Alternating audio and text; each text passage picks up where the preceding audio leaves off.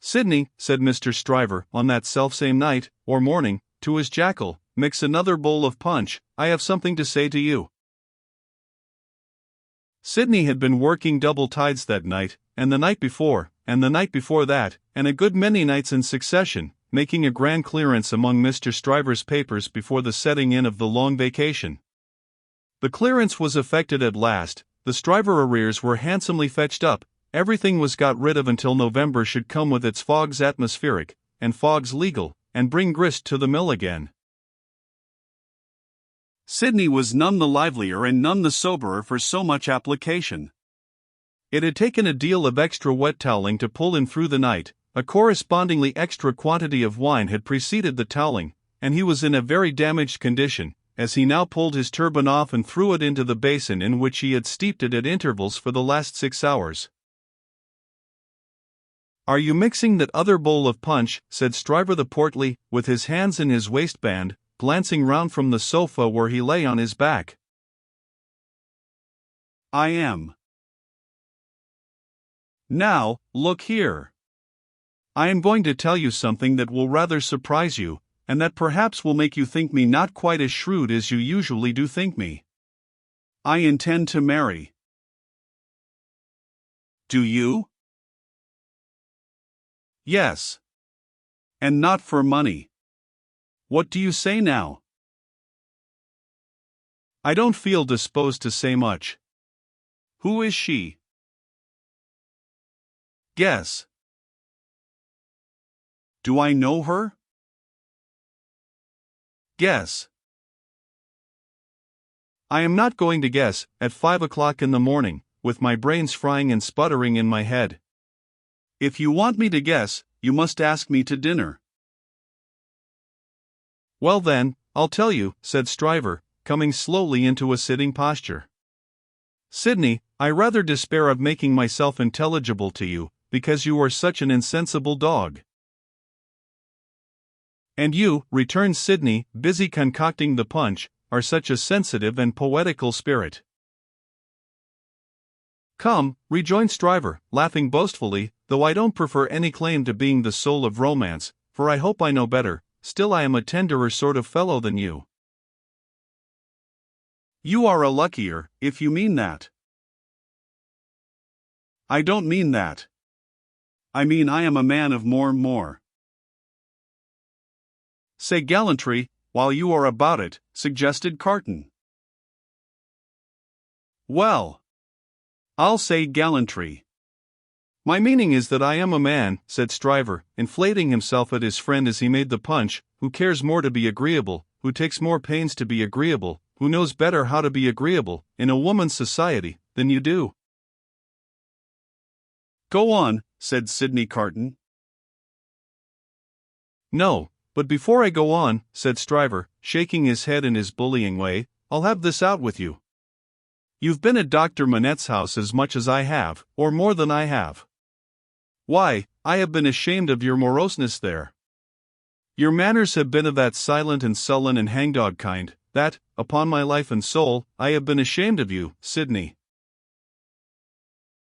"It should be very beneficial to a man in your practice at the bar, to be ashamed of anything," returned Sidney. "You ought to be much obliged to me."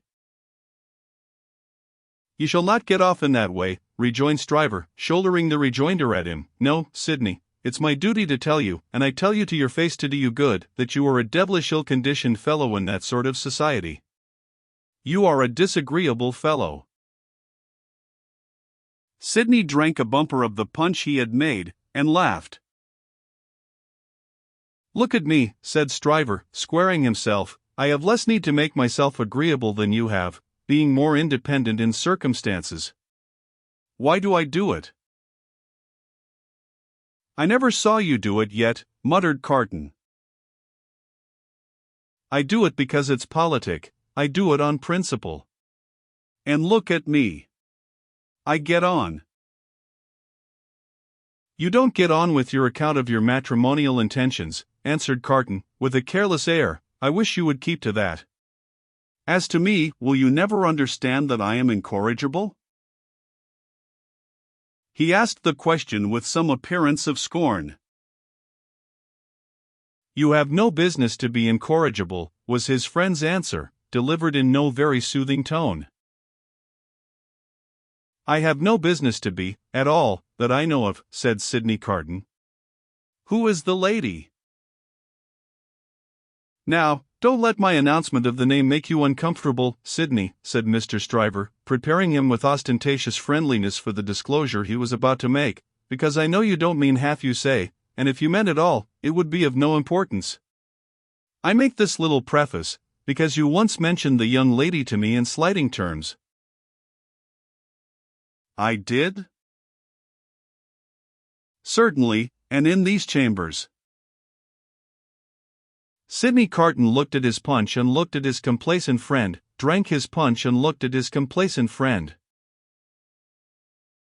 You made mention of the young lady as a golden-haired doll. The young lady is Miss Manette. If you had been a fellow of any sensitiveness or delicacy of feeling in that kind of way, Sidney, I might have been a little resentful of your employing such a designation, but you are not. You want that sense altogether, therefore I am no more annoyed when I think of the expression, than I should be annoyed by a man's opinion of a picture of mine, who had no eye for pictures, or of a piece of music of mine, who had no ear for music. Sidney Carton drank the punch at a great rate, drank it by bumpers, looking at his friend. Now you know all about it, Sid, said Mr. Stryver. I don't care about Fortune, she is a charming creature, and I have made up my mind to please myself. On the whole, I think I can afford to please myself. She will have in me a man already pretty well off, and a rapidly rising man, and a man of some distinction. It is a piece of good fortune for her, but she is worthy of good fortune. Are you astonished? Carton, still drinking the punch, rejoined, Why should I be astonished? You approve? Carton, still drinking the punch, rejoined, Why should I not approve? Well, said his friend Stryver, you take it more easily than I fancied you would, and are less mercenary on my behalf than I thought you would be, though, to be sure, you know well enough by this time that your ancient chum is a man of a pretty strong will. Yes, Sidney, I have had enough of this style of life, with no other as a change from it. I feel that it is a pleasant thing for a man to have a home when he feels inclined to go to it. When he doesn't, he can stay away, and I feel that Miss Manette will tell well in any station, and will always do me credit. So I have made up my mind. And now, Sidney, old boy, I want to say a word to you about your prospects. You are in a bad way, you know, you really are in a bad way. You don't know the value of money, you live hard, you'll knock up one of these days, and be ill and poor, you really ought to think about a nurse. The prosperous patronage with which he said it, made him look twice as big as he was, and 4 times as offensive. Now, let me recommend you, pursued Stryver, to look it in the face. I have looked it in the face, in my different way, look it in the face, you, in your different way. Marry. Provide somebody to take care of you. Never mind your having no enjoyment of women's society, nor understanding of it, nor tact for it. Find out somebody. Find out some respectable woman with a little property, somebody in the landlady way, or lodging-letting way, and marry her, against a rainy day. That's the kind of thing for you. Now think of it, Sidney. I'll think of it, said Sidney.